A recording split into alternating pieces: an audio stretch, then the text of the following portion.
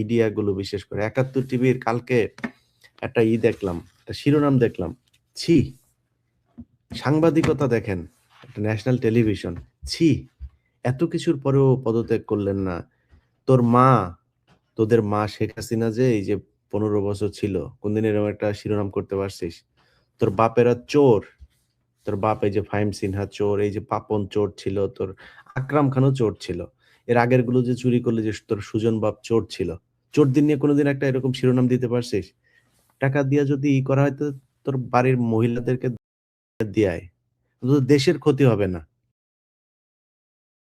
ক্ষতি হবে না। তুই তোর মারে তোর বোনেদেরকে নিয়ে এগুলির নাম সাংবাদিকতা। চুরি কইরা পুরা দেশটা হয়ে গেল, কোন কথা বলতে পারিস না। এখন নাজমুল ইসলাম ভাইয়ের পিছনে লাগছিস।